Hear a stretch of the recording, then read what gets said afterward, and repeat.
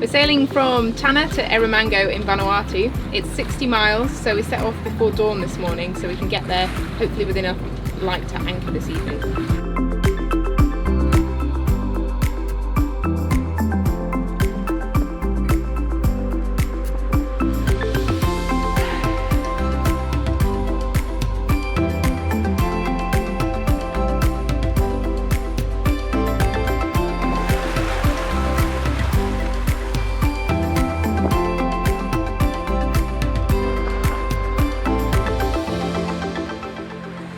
It was a beautiful downwind sail all the way.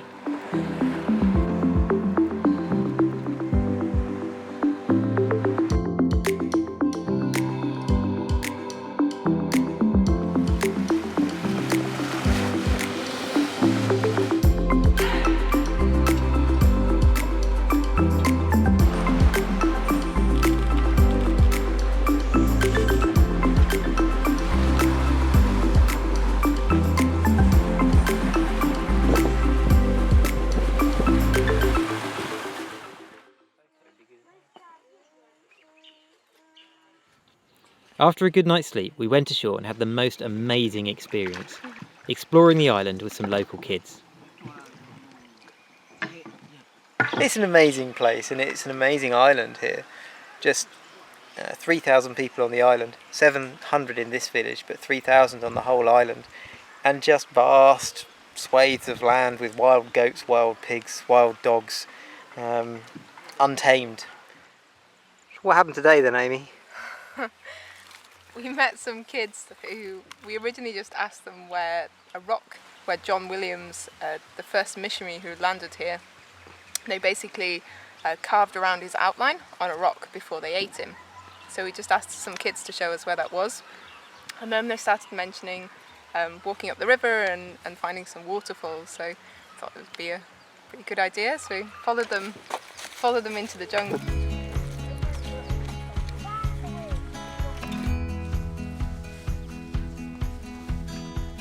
It was hard to keep up with them though, never mind film it. Oh, they were so quick. Yeah. Especially the smallest ones just disappeared, like hopping from rock to rock to rock up the river. And we're there like, yeah, and they're barefoot as well. Yeah. And with shoes, it's hurting our feet, jumping from rock to rock and wading through parts of it and then clambering up through bits of the jungle.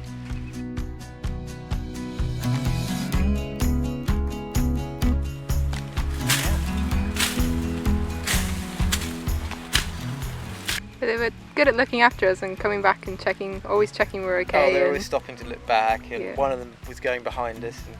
And then we got to a bit where they could hear a wild pig, and suddenly they were gonna kill the pig. They were gonna catch the pig. They made a spear. Yeah, Abel took his machete and chopped down a branch and lashed his machete to the end of the branch, so he had a spear, and they went off looking for the pig. But thankfully they didn't catch the pig. They didn't catch the pig, so I'm not sure what we'd have done then. Oh, the kids were really lovely. They were trying really hard to look after us, and they keep disappearing into the forest. And they come back with some fruit or some seeds. Good. Some would climb a coconut tree, and hack us down some coconut to drink. And then prepare them all very nicely as well. Yeah. Yeah. Two more, two.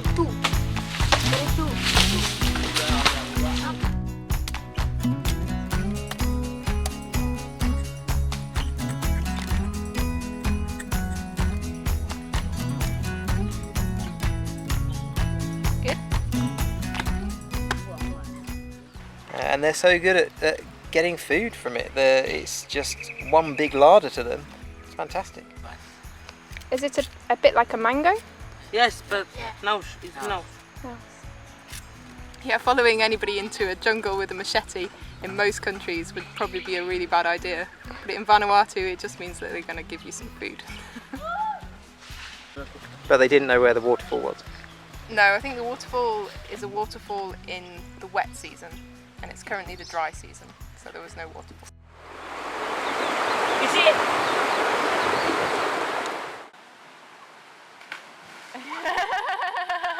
So we're just going on and on up this river, and every time it was like, just around the corner, guys. Like, oh, just 5 minutes, not far. Yeah, okay.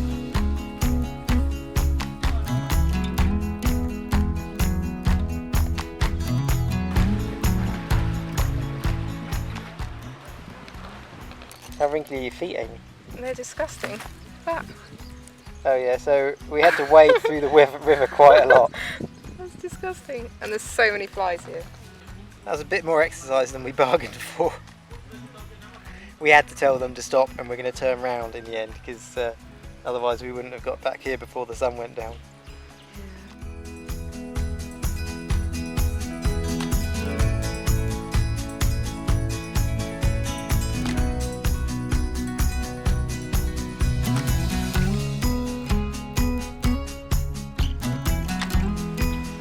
Nice kids though. I think they're going to paddle out to come and see us on the boat tomorrow.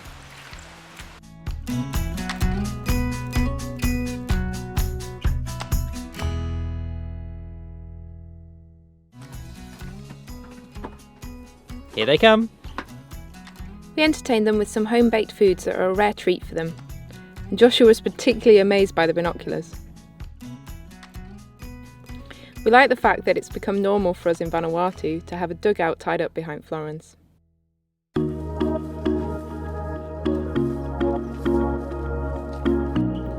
We then met with Chief Jason, who showed us around the village and offered a guide to show us the caves where the bones of his ancestors are entombed.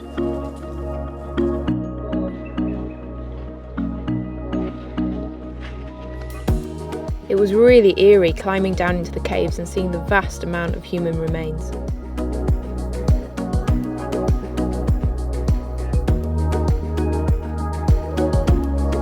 We had to be very careful where we trod so as not to disturb any bones.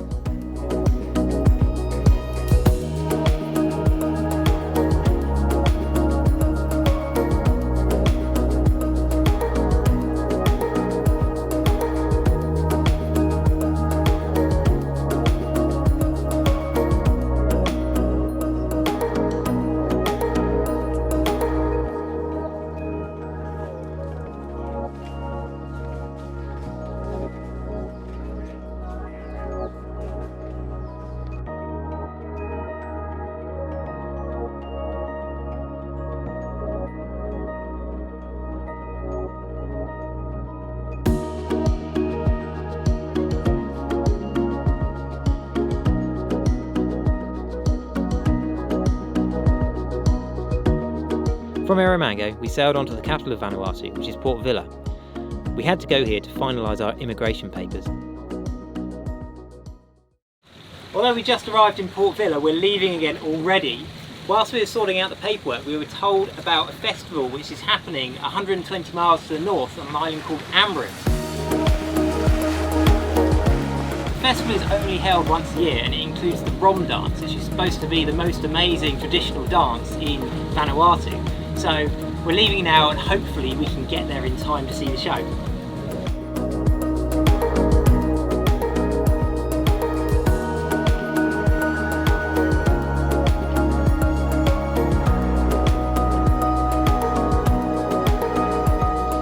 Whilst we were sailing here, we felt the whole boat shake and we couldn't work out what the problem was. We thought maybe we'd hit something or run aground, but we were in like 200 metres of water. And then when we got here, we found out that it was actually an earthquake. It only lasted a couple of seconds and luckily there's been no damage ashore, but it was pretty weird and pretty scary. They're used to the earthquakes in Vanuatu, so it doesn't change anything that's going on ashore. We're going to head ashore now and see some of the dancing.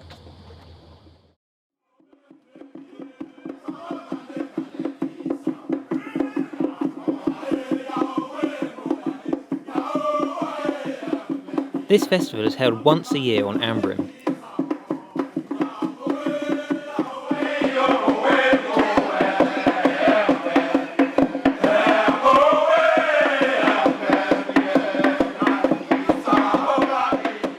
Although tourists are invited to attend, the main aim of the festival is to educate rather than entertain. This is their way of making sure that the old customs and traditional dances are remembered and passed on to the younger generations.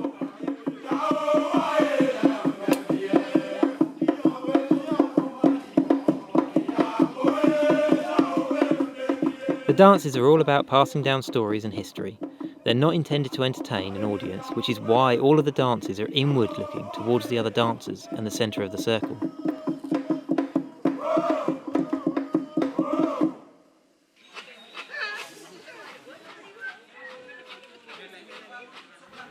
In between the dancing, we're shown how they used to prepare their food using only what was around them in the forest.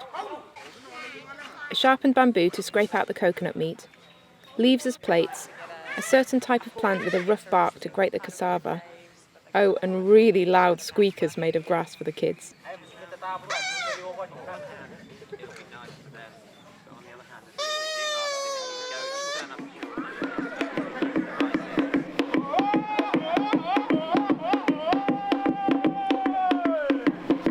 The headline act of the festival is the Rom Dance. The Rom Dance is unique to Ambrym and is only performed once a year. These fantastic costumes are only worn for this dance.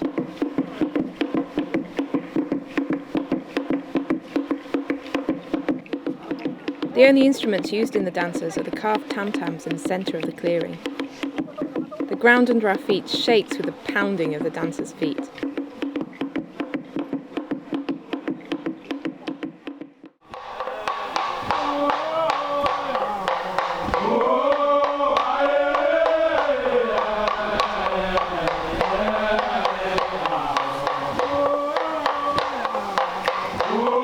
The costume dancers represent spirits and the dance tells a story of good versus evil.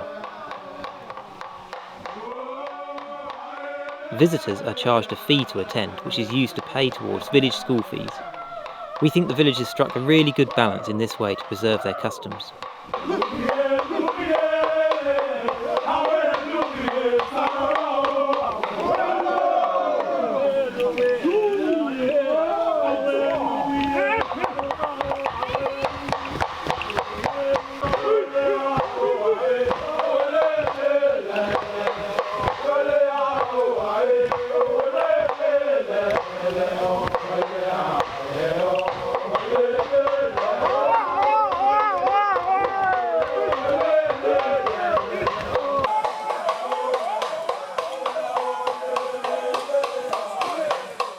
Unless you have a boat, it's very difficult to get to Ambrym, so most of the foreign audience are fellow yachties.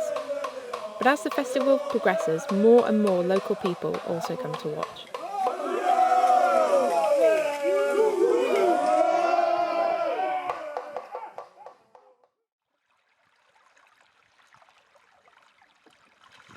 We're just sailing up the creek in Port Sandwich. It's supposed to be a river up here, you can take the dinghy up. And we're sailing in company with some friends on Vega. It's rare to find another 37-foot boat out here. It's not a race.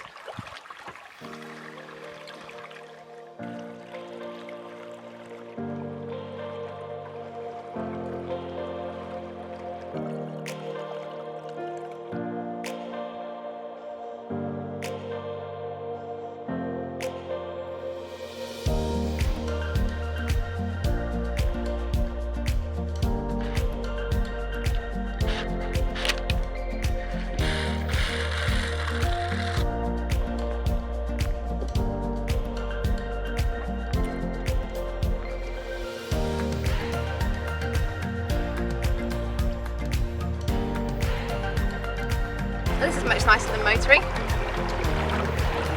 What about going back the other way? Yeah, just be a bit slow. It's gone a bit shallow, so we're just taking most of the sail down to slow down as we hit the bottom with the dagger board. But it's pretty cool in the mangroves. Can you touch the bottom? No, it's deep again. Cool.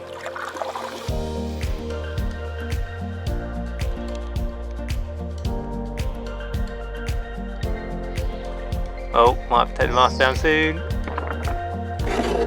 Mast down time.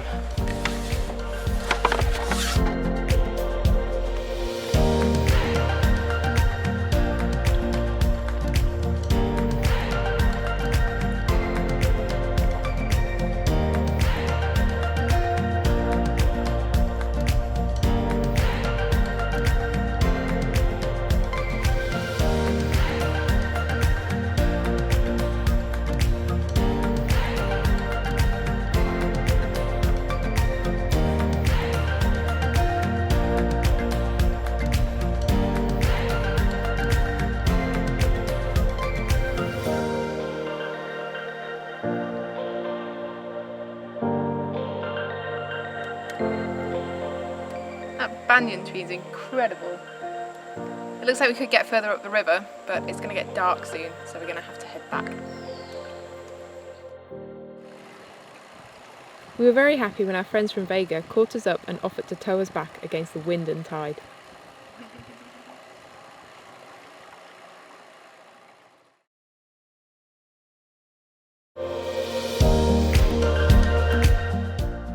Next time, we get invited to 5 weddings.